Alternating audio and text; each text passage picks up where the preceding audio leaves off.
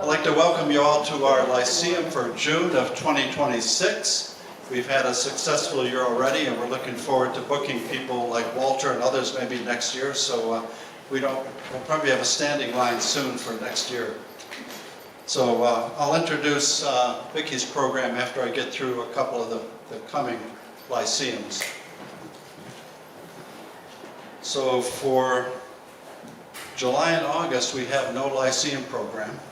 But we will start up again in September. September, we've moved Andrea Guidaboni's to the following Wednesday instead of the regular one. So on September 16th, 7:30, Andrea Guidaboni, her program is Mary Shelley and Frankenstein, or The Modern Prometheus is an 1818 Gothic novel written by English author Mary Shelley, telling the story of Victor Frankenstein, a young scientist who creates a sapient creature in an unorthodox scientific experiment that involves putting it together with different body parts.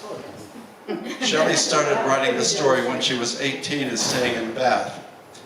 And the first edition was published anonymously in London on 1st of January 1818, when she was 20. Her name first appeared in the second edition, which was published in Paris in 1821. So Andrea's last performance was awesome. We look forward to another presentation from her on September 16th. October 14th, Paula Ware-Gregory. I think Paula's here today, is she? No. Yeah, she isn't? Okay. She had her, okay. Well, she has got a wonderful collection of the Blaszka glass flowers. And from 1890 to 1940, Leopold and Russell Blaszka of Pashkaritz, if I pronounce it right, created 850 life-size glass models and 3,000 enlargement models representing 780 flowers, species, or plant species. The work for Harvard's Botanical Department was commissioned by Elizabeth and Mary Lee Ware in 1890 as a teaching tool for botany students. So we're looking forward to her first presentation, and we welcome her back for another one later this next year. November 11th, presented by our well-known Carol Whittier, program History is Served, Culinary Delights of the Late 19th and 20th Centuries, the Gilded Age to the Dawn of Mass Production and Processed Foods. This Lyceum will explore food and food production starting from the Gilded Age, moving into the Progressive Age, World War I era, and ending in the Roaring 20s. This time period was a period of rapid industrialization, technology innovation, and economic growth in the U.S., with advances in machinery, railroad, steel production, and electricity, which revolutionized manufacturing. We will explore the new technologies, canning, pasteurization, milling, chemical preservatives, enabling food to be stored longer and produced in bulk. We look forward to that, along with much food, I understand.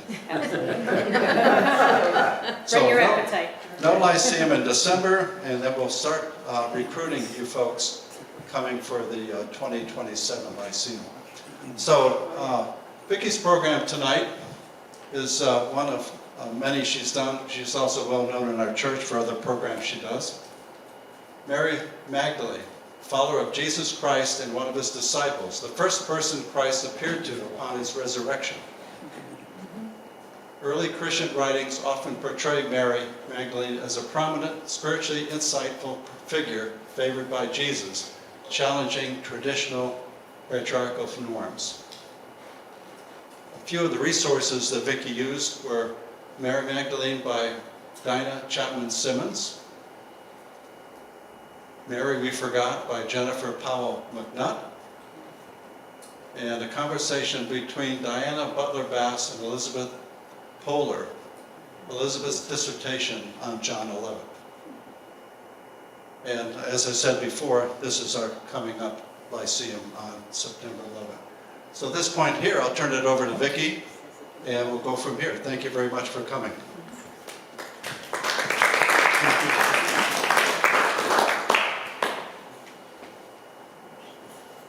Luke 8, 1 through 3 is the first passage in the New Testament that mentions Mary Magdalene. And it's also the passage where it claims that she was healed of 7 demons. The last time that she's mentioned is in John 22, when she sees the risen Christ. The difficulty of knowing Mary Magdalene persists when she is remembered by yet if at all. She is conflated or confused with other women in the Gospels, understood as the first witness of the resurrection,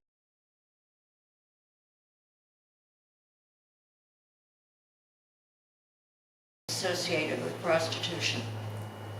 The reason that she is associated with prostitution is that one of the 7 demons she was healed from was supposedly sexuality. Pope Gregory IV, keeping the patriarchal in mind, and that is the way the church had been set up, painted her to be a prostitute. And that was to keep everything with the male line of the church. Elizabeth Schrader Pulser was a musician, and she lived in New York. One day she went to a park in New York, and she was sitting there praying in front of the statue of the Virgin Mary. And all of a sudden she hears this voice that says, "Maybe you should ask Mary Magdalene." This caused her to go to the New York Public Library and check out The Complete Idiot's Guide to Mary Magdalene. This led her to enroll in seminary, where she received her master's in New Testament studies. She discovered textual errors in an ancient copy of John's Gospel that could change the translation of these passages in the Bible itself. This is John 11, called Papyrus 66. Based on her analysis, she suggests that Mary in John 11 is Mary Magdalene, the same Mary who was later at the crucifixion and is the first witness to the resurrection. According to her findings, Lazarus has only one sister in these chapters, Mary, not a pair as in Mary and Martha. She theorizes that an early editor of John's text split one prominent female disciple into 2 women. Martha is added as a way of diminishing Mary Magdalene and confessing her presentation. Yes, there is a Martha and Mary story, pair of sisters in the Gospel of Luke, but that's a different story in a different place at a different time with different women. Perhaps some eager editor was trying to harmonize John's story with Luke's. Perhaps there was real confusion about these stories among early Christians.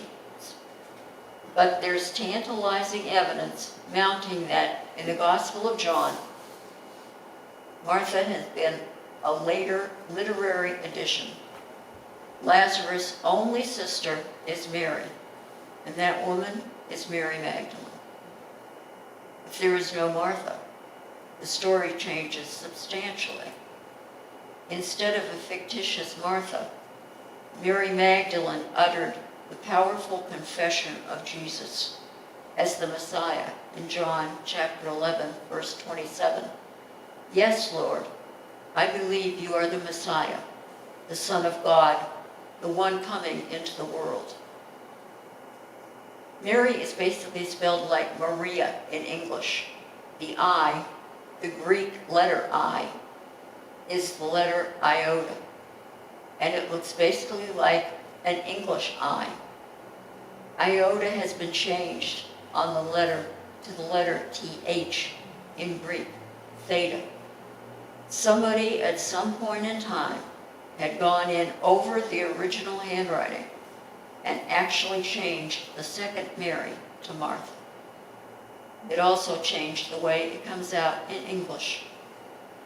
Every singular sister is changed to the plural sisters. John 11 is about Lazarus and one woman, one sister, Mary.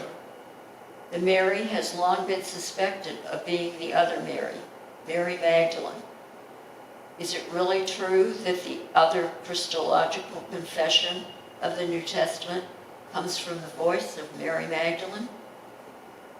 The word Magdala in Aramaic means tower. Mary is indeed the tower of faith. That our faith is the faith of that woman who would become the first person to announce the resurrection. She has been hidden from us. Who was Mary Magdalene really? How did her identity change from an intimate friend of Jesus to a prostitute? Known as the apostle to the apostles, because she was the first to witness Jesus' resurrection and was then commissioned by him to tell the disciples, making her the first proclaimer of the good news of the risen Christ. She was a devoted follower of Jesus who also witnessed his crucifixion, and her role in announcing his resurrection to the male apostles highlights her unique importance in the early church. She is considered one of the most prominent female figures in the Christian church. Her experience highlights Jesus' views on women and the importance of both genders in ministry. Female disciples played an important role in the life of Jesus and his disciples, helping to support them out of their own means. No listing of children and no mention of a husband suggests that Mary was an independent woman of some means, allowing her a measure of freedom rare in that day. Mary Magdalene traveled with the followers of Christ, several of whom shared her spirit-filled history.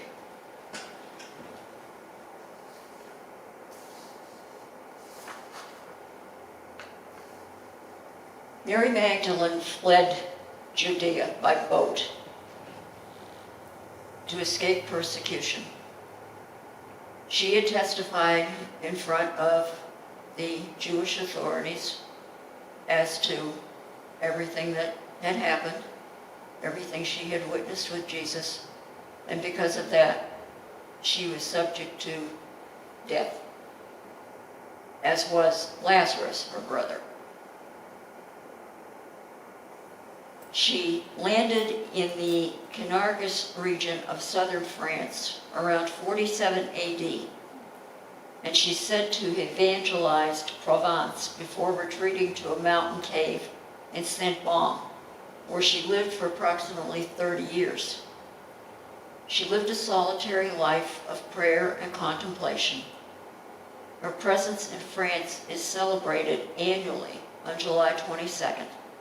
The feast day of St. Mary Magdalene, with special services and traditional processions in St. Maximin.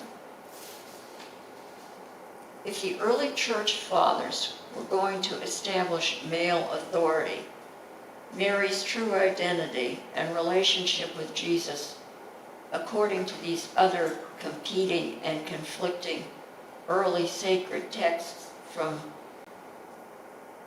the Christ movement in the 1st and 2nd centuries, then Mary Magdalene and her profound gospel would have to be buried, and her identity would have to be retold as someone far less significant to Christ than she was in the ancient scriptures. The Gospel of Mary is a Gnostic text describing Mary Magdalene's role as a prominent disciple who received secret teachings from Jesus after his resurrection, including an account of the soul's ascent through hostile forces to the spiritual realm. It was originally written in Greek. Andrew and Peter questioned her veracity and asked why a woman should become a favorite disciple. They were admonished by Levi. He said to Peter, "Who do you think you are to dispute her testimony like an enemy? If Jesus made her upright, who are we to disown her? Jesus knew her well. That's why he loved her more than us."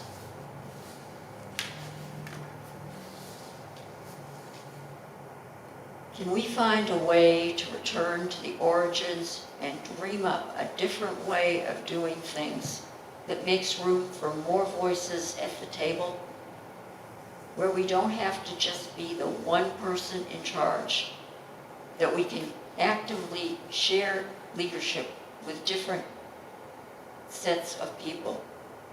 Mary Magdalene represents another possibility that might have been what Christianity possibly was intended to be, that we couldn't pull off at that time, but maybe she gives us an opportunity to return to it now. Any questions? I find it interesting that the Catholic Church who pushed her away Mm-hmm. have a feast day for her and celebrate her. Kind of like a reversal of their opinion. I don't really know.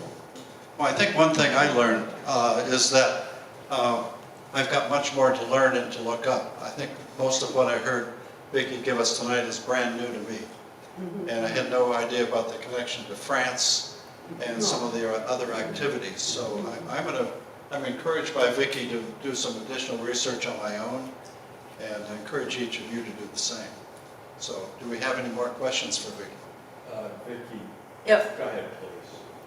Oh, I just have a comment that Mary Magdalene has always been one of the most complex characters in the Bible I've ever read about. And you've just added to that complexity other small tidbits that I hadn't even read. You're familiar with Dan Brown's bestseller, The Da Vinci Code? Yes. Movies Yeah. and such. What do you think about that portrayal of Mary Magdalene and her relationship to Jesus? That she was his wife or lover or the mother of his child? Yeah, there's been a lot of different things put out there about the fact that, she was married to him, or they had a relationship going on. After watching some of the other, after watching the Jesus of Nazareth that Reverend Jamie did during the Lent, you don't see that. You just see that, you see her when she comes and anoints his feet. You see when she first comes and, to him, but you don't really get, anything in that about the fact that, no, they were married or they had, a relationship going on, other than the fact that she was following his ministry and helping him out along with the other women who were there.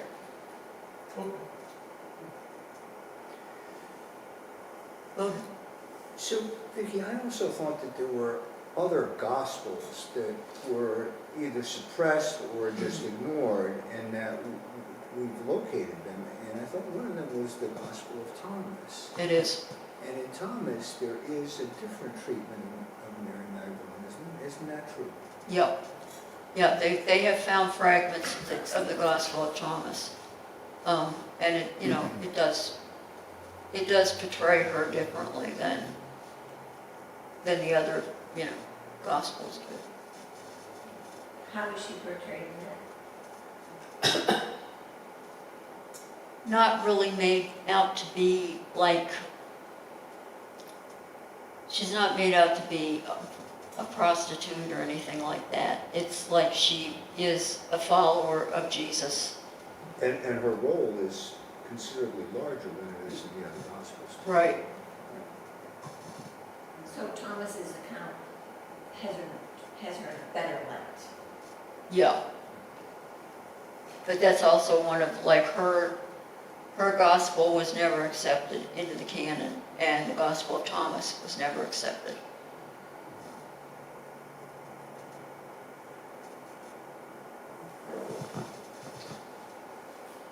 Is it true that the painting of the Last Supper was supposedly had Mary's face in it too and was painted out or painted over? I don't know.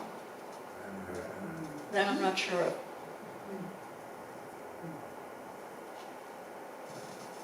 Do we have any more questions? If not, why don't we give Vickie a round of applause for doing what she's done? So we've got a couple of months off, and then we'll resume in September with Andrew Guidoboni, and I'm looking forward to that. And then think about programs for 2027.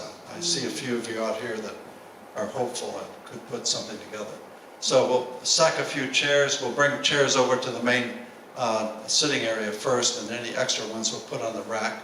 And we've got some food and beverages, and we'll enjoy all of that. Thank you again, Vickie. Thank you.